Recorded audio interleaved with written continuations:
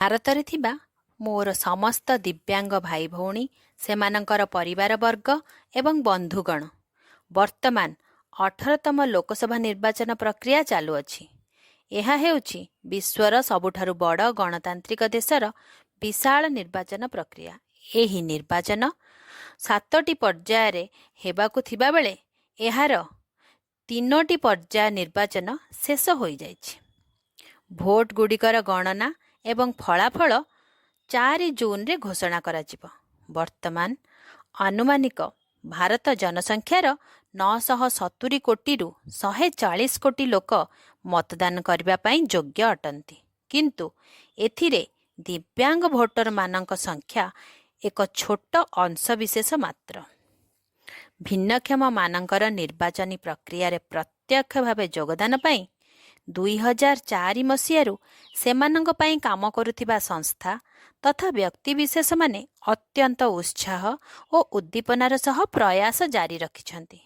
କିନ୍ତୁ ମୁଁ ଯେତେବେଳେ ଖବରକାଗଜ ପୃଷ୍ଠା ତଥା ବୈଦ୍ୟୁତିକ ଗଣମାଧ୍ୟମରେ ସମ୍ବାଦ, ଅନଲାଇନ୍ ନ୍ୟୁଜ୍, ଗୁଗଲ ପୃଷ୍ଠାରୁ ନିର୍ବାଚନ ସମ୍ପର୍କିତ ଖବରମାନଙ୍କୁ ତର୍ଜମା କରେ, ସେତେବେଳେ ସେଥିରେ କ୍ୱଚିତ୍ ଜଣେ ଭିନ୍ନକ୍ଷମ ବ୍ୟକ୍ତି ଭୋଟ ଦେବାର ଫଟୋଚିତ୍ର ତଥା ସମ୍ବାଦ ମୁଁ ଦେଖେ। ଯଦିବା କେତେବେଳେ ହ୍ୱିଲ୍ ଚେୟାରରେ ବସିଥିବା କୌଣସି ଫଟୋ ମୁଁ ଦେଖେ, ତାହା ସାଧାରଣତଃ ବୟସ୍କ ଲୋକମାନଙ୍କର ହୋଇଥାଏ।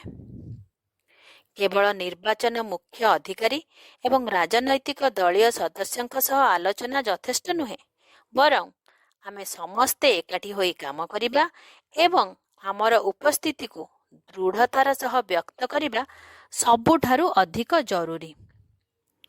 ଏବେ ଆହୁରି 4ଟି ପର୍ଯ୍ୟାୟରେ ନିର୍ବାଚନ ବାକି ରହିଛି।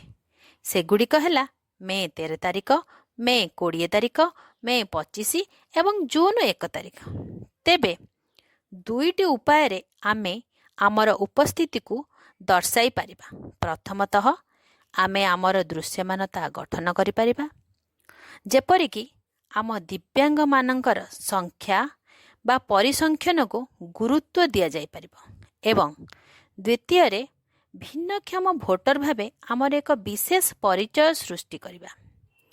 ଯେତେବେଳେ ଆମେ ମତଦାନ କେନ୍ଦ୍ରକୁ ଯିବା, ସେଠାରୁ ବାହାରକୁ ଆସି ଭୋଟ ଦେବା ପରେ ଆଙ୍ଗୁଠିରେ ଦିଆଯାଇଥିବା ବାଇଗେଣୀ ରଙ୍ଗର ବିନ୍ଦୁ ସହ ଫଟୋ ଉଠାଇ ସାମାଜିକ ଗଣମାଧ୍ୟମରେ ଛାଡ଼ିବା। ଆମେ ଦଳବଦ୍ଧ ହୋଇ ଯିବାକୁ ଚେଷ୍ଟା କରିବା, କାରଣ ଏଥର ଭାରତର ନିର୍ବାଚନ ଅଧିକାରୀ ପରିବହନ ବ୍ୟବସ୍ଥା କରିଛନ୍ତି, ଯେପରିକି ଦିବ୍ୟାଙ୍ଗ ଭୋଟରମାନେ ଅତି ସହଜରେ ମତଦାନ କେନ୍ଦ୍ରରେ ପହଞ୍ଚି ପାରିବେ ଏବଂ ନିଜର ମତ ସାବ୍ୟସ୍ତ କରିପାରିବେ।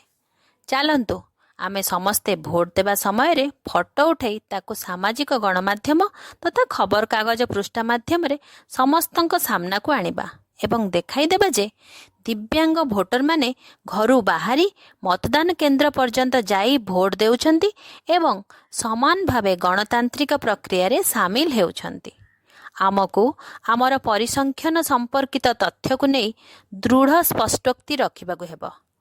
2011 ଜନଗଣନା ତଥ୍ୟ ଅନୁସାରେ ସରକାରୀ ସ୍ତରରେ ଆମ ସଂଖ୍ୟା 265 ଲକ୍ଷ ଅଟେ, ଯାହା ସଠିକ୍ ତଥ୍ୟ ନୁହେଁ। ଓଡ଼ିଶାରେ ମଧ୍ୟ 2011 ଜନଗଣନା ଅନୁଯାୟୀ ଦିବ୍ୟାଙ୍ଗମାନଙ୍କ ସଂଖ୍ୟା 12,44,000 ଅଟେ, କିନ୍ତୁ ବର୍ତ୍ତମାନ ପରିପ୍ରେକ୍ଷୀରେ ତାହା ଠିକ୍ ତଥ୍ୟ ନୁହେଁ ଏବଂ ଆମ ସଂଖ୍ୟା ତାଠାରୁ ଯଥେଷ୍ଟ ଅଧିକ। କାରଣ 2011 ମସିହାଠାରୁ ବର୍ତ୍ତମାନ ମଧ୍ୟରେ ଅନେକ ପରିବର୍ତ୍ତନ ଆସିଯାଇଛି।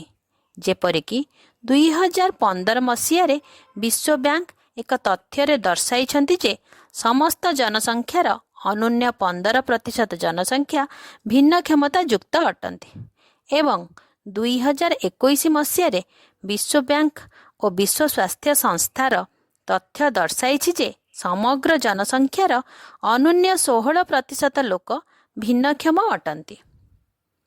ଦ୍ୱିତୀୟରେ, 2016 ମସିହାରେ ହୋଇଥିବା ନୂଆ ଭିନ୍ନକ୍ଷମ ଅଧିକାର ସୁରକ୍ଷା ଆଇନ ଉଭୟ ସଦନରେ ପାରିତ ହେବା ପରେ ଏହି ଭିନ୍ନକ୍ଷମତାର ପ୍ରକାର 7ରୁ 21କୁ ବୃଦ୍ଧି ପାଇଛି। ଏହି ଅନୁଯାୟୀ ସିଧାସଳଖ ଦେଖିବାକୁ ଗଲେ ଏହି ସଂଖ୍ୟା 3 ଗୁଣିତ ହୋଇଯାଇଛି। ଯଦିଓ ସରକାରୀ ସ୍ତରରେ ଆମର ସଂଖ୍ୟା ବଢ଼ିନାହିଁ, ତଥାପି ଆମେ ଦୃଢ଼ ଭାବେ କହିପାରିବା କି 2011ରୁ 2024 ମଧ୍ୟରେ ଆମର ସଂଖ୍ୟା ଭାରତରେ 2,68,00,000 ନୁହେଁ ବରଂ 23 କୋଟି ପାଖାପାଖି। ସମାନ ଭାବେ ଓଡ଼ିଶା ରାଜ୍ୟରେ ମଧ୍ୟ 2011 ଜନଗଣନା ଅନୁଯାୟୀ ଆମର ସଂଖ୍ୟା 12,44,000 ନୁହେଁ ବରଂ 70 ଲକ୍ଷ ପାଖାପାଖି। ଏହି ପୁରୁଣା ତଥ୍ୟ ଅନୁଯାୟୀ ମଧ୍ୟ ଓଡ଼ିଶାରେ 20 ଲକ୍ଷ ଦିବ୍ୟାଙ୍ଗ ଲୋକ ଭୋଟ ଦେବା ପାଇଁ ଯୋଗ୍ୟ ଅଟନ୍ତି। ସେହିପରି ସମଗ୍ର ଭାରତବର୍ଷରେ ଏହି ସଂଖ୍ୟା ଅନୂନ୍ୟ 10 କୋଟି। ତେଣୁ ଆମର ସଂଖ୍ୟା ନଗଣ୍ୟ ନୁହେଁ, ଆମର ସଂଖ୍ୟା ବହୁତ ବଡ଼। ଆମେ ତାକୁ ନେଇ ଗର୍ବ ଅନୁଭବ କରିବା ଏବଂ ଆମେ ଆମର ସ୍ୱରକୁ ସ୍ପଷ୍ଟ ତଥା ଦୃଢ଼ ରଖିବାକୁ ଚେଷ୍ଟା କରିବା। ତାପରେ ଯାଇ ସରକାର ଏବଂ ରାଜନୈତିକ ଦଳମାନେ ଦିବ୍ୟାଙ୍ଗ ଭୋଟରମାନଙ୍କୁ ଗମ୍ଭୀରତାର ସହ ଗ୍ରହଣ କରିବାକୁ ଆରମ୍ଭ କରିବେ ଏବଂ ନିଜ ନିଜ ଦଳରେ ଦଳୀୟ ପ୍ରାର୍ଥୀ ଭାବରେ ଚୟନ ମଧ୍ୟ କରିବେ। ତେବେ ଯାଇ ଆମ ଭାରତ ପ୍ରକୃତ ଅନ୍ତର୍ଭୁକ୍ତିକରଣ ହାସଲ କରିପାରିବ।